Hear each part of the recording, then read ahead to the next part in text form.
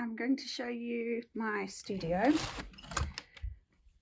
So this is my studio space. It's very small, but it's right off the lounge, which means that I can easily keep track of the kids while I'm working. Over here I've got a few of my fabrics that I recently had printed. I usually like to keep the studio really tidy, but at the moment I'm filming my next Skillshare class, so it's kind of busy in here. So I've got two screens. On the left screen is where I record what I'm doing in Photoshop, and this is the pattern that I'm working on for this class. On the right screen I've got my Premiere Pro where I create the class.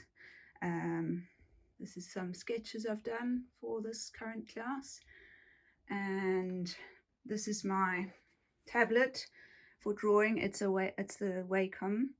I've got my Epson scanner over there, space-saving devices that it can stand on its side, and I've got a side camera here which hooks up to this iPad so I can see on the iPad what it's filming.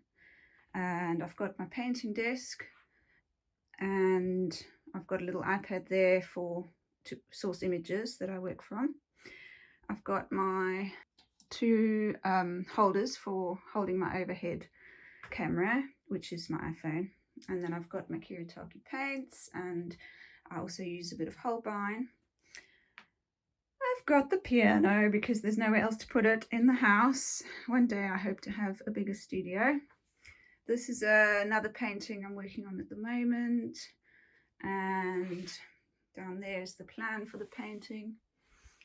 This is the first round of painting I did for this class, and piles of work everywhere. A grumpy dog that I painted a while back.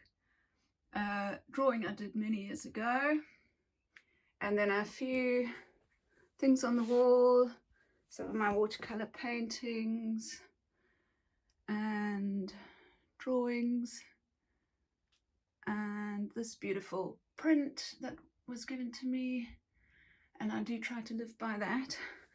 And here is a beautiful print I bought the other day from a friend who's a fabulous artist called Anna Lockwood.